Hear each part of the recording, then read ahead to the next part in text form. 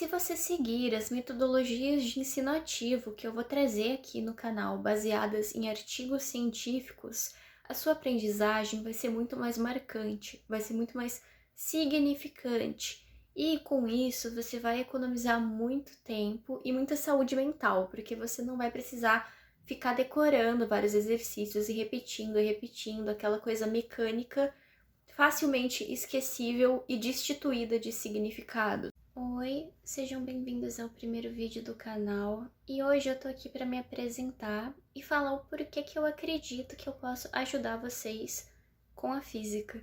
E para isso, antes de falar as minhas graduações e a minha experiência na área, eu vou falar um pouco quem eu fui na verdade, que é o principal motivo pelo qual eu acredito que eu posso ajudar vocês de alguma forma aqui na internet e acrescentar alguma coisa ao material que já tem disponível.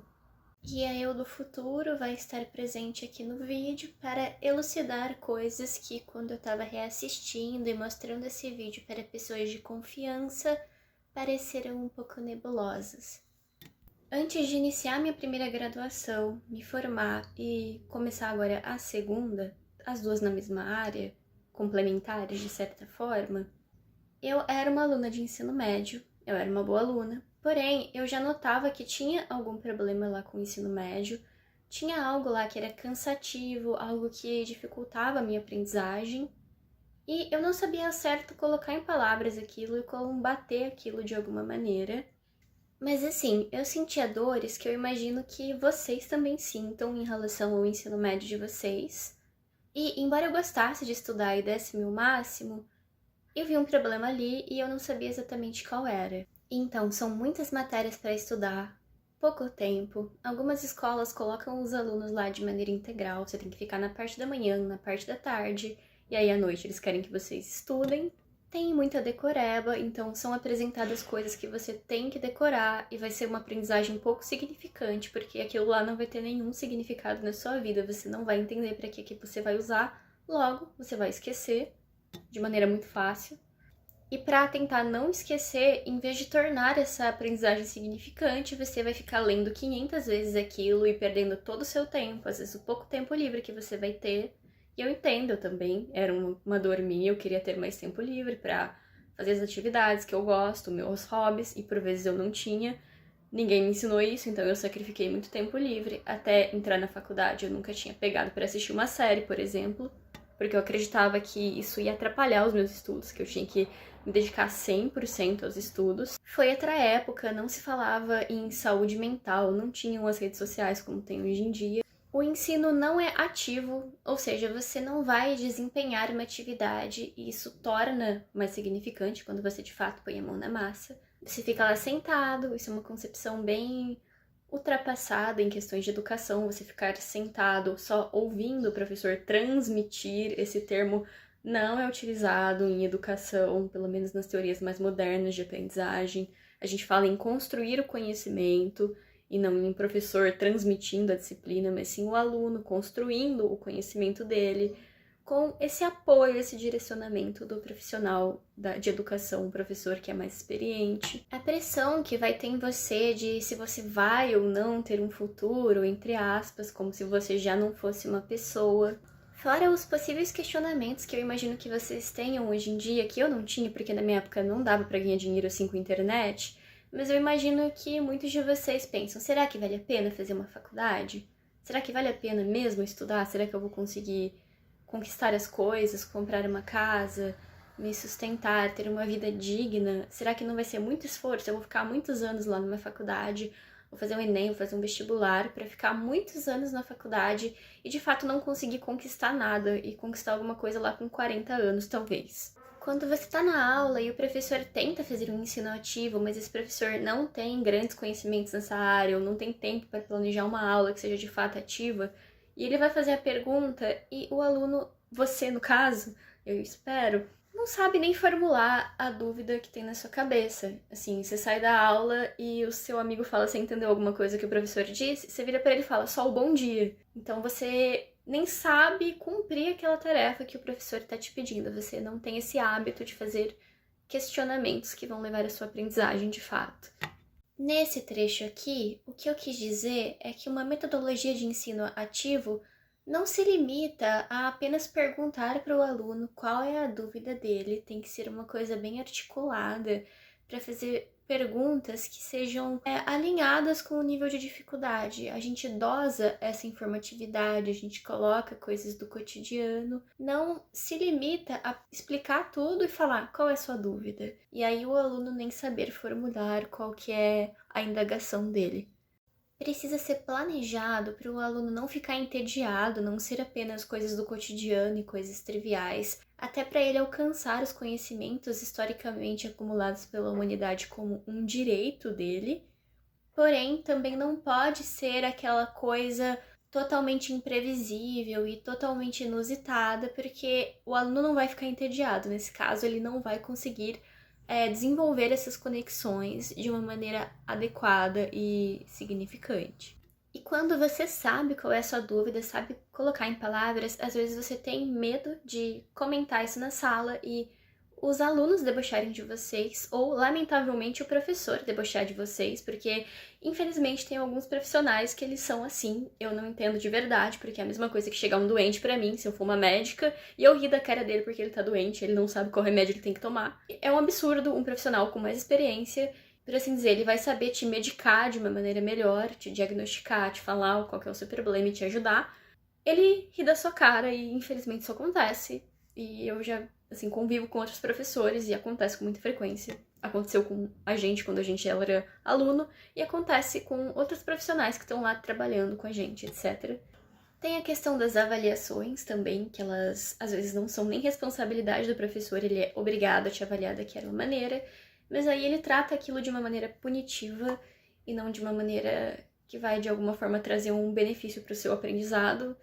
E isso causa um nervoso nos alunos, que eles vão esquecer tudo que eles aprenderam. Às vezes ele realmente sabe alguma coisa, ele realmente conseguiu decorar, não de uma maneira significante, porque ele nem sabe fazer isso, mas ele conseguiu decorar de alguma maneira, e ele vai lá fazer a prova e vai ficar super nervoso com essa questão punitiva, vai esquecer tudo, e o professor vai fazer o quê? Vai falar que ele é um folgado em vez de tentar ajudar ele. Isso acontece muitas vezes. Vai ficar só paparicando aqueles alunos que eles já são bons, entre aspas, eles têm uma facilidade, não é exatamente isso. Mas por quê? Porque esses alunos vão ser a propaganda, se for um cursinho, por exemplo, de aprovação no final do ano, para vender mais matrículas, etc. Então, são inúmeros os problemas, eu tô aqui há 5 minutos falando deles, e eu poderia passar mais 40 se eu quisesse, mas enfim. Acho que já deu para entender que eu tive aí alguns problemas que vocês tiveram. Eu me identifico com vocês, eu ainda não me esqueci desses problemas. E assim, tive outros, por exemplo, eu sou uma pessoa que eu perdi a minha mãe, já foi na minha graduação que aconteceu, foi do ano que eu fui defender o meu TCC. Mas esses problemas familiares, eles também fazem parte, pode ser uma coisa que acontece, você fica extremamente abalado e parece que ninguém liga para essa parte humana, sinceramente.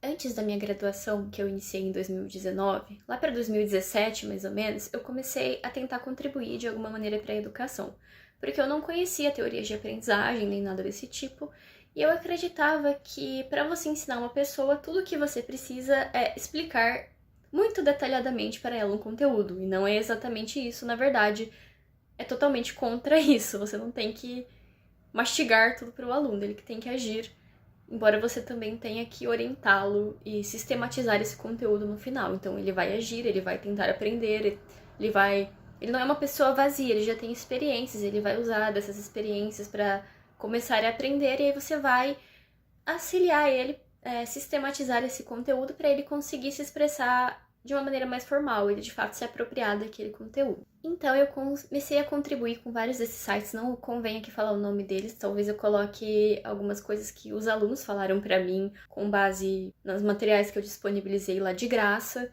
Assim, de graça nesse primeiro site, no segundo eu ganhei uma quantia, mas assim, a quantia não foi nada perto do esforço e da entrega que eu tive para fornecer para os alunos, e os alunos podiam acessar esses materiais de graça.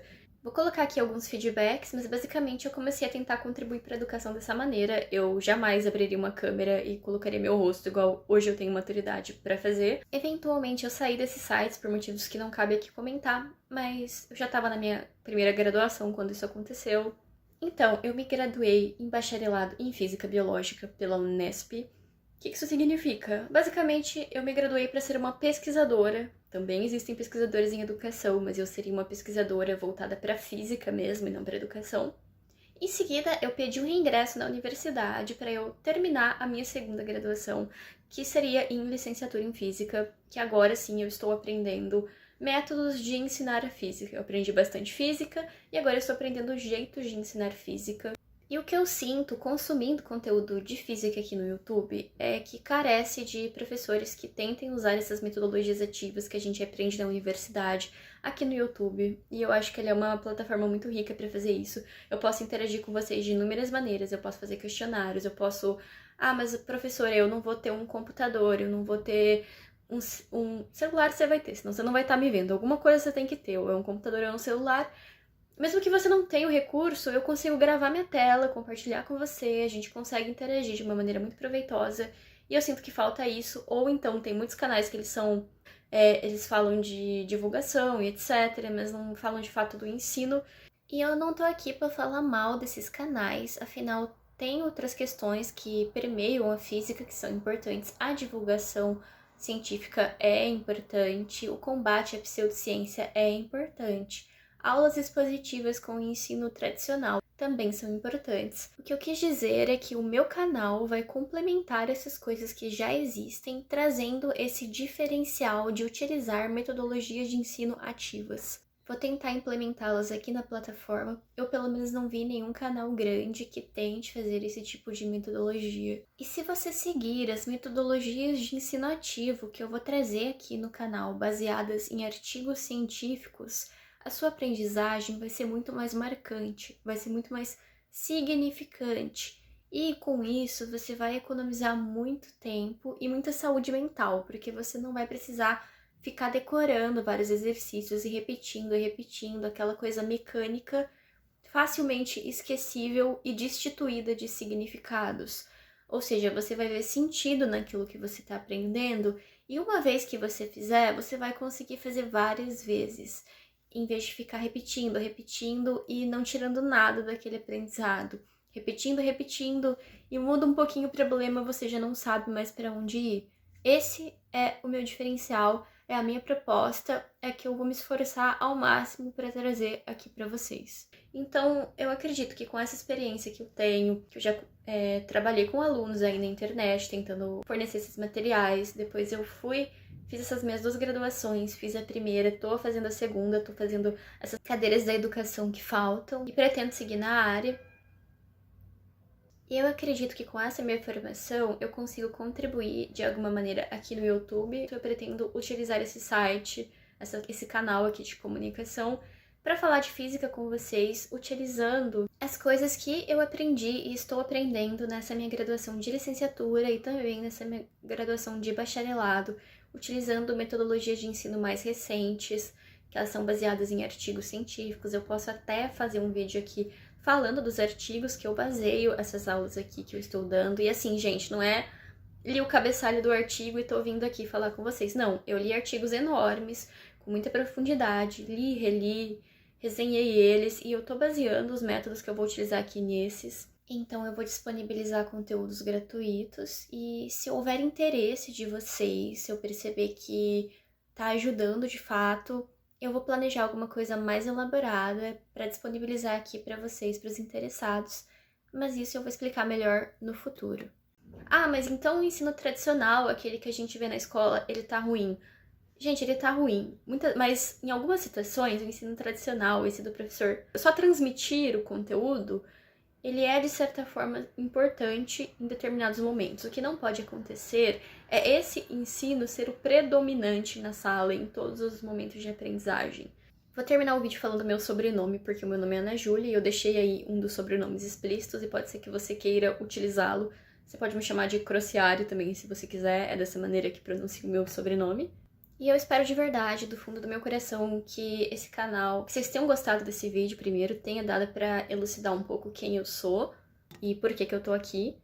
Isso não é fácil pra mim, eu sou a pessoa que tem dificuldade até em postar um vídeo assim no Instagram, uma foto minha no Instagram, mas eu acredito que vai valer a pena. Como eu disse, eu sou uma pessoa que não gosta de exposição, porém eu acredito no meu projeto, eu acredito que ele pode sim ajudar muitos alunos que tenham dificuldade em aprender com o método de ensino tradicional, agregando para o conhecimento de vocês, para uma aprendizagem de fato significativa. E eu espero que eu consiga manter esse projeto por bastante tempo e consiga ajudar vocês de alguma forma. Muito obrigada por assistir e até a próxima!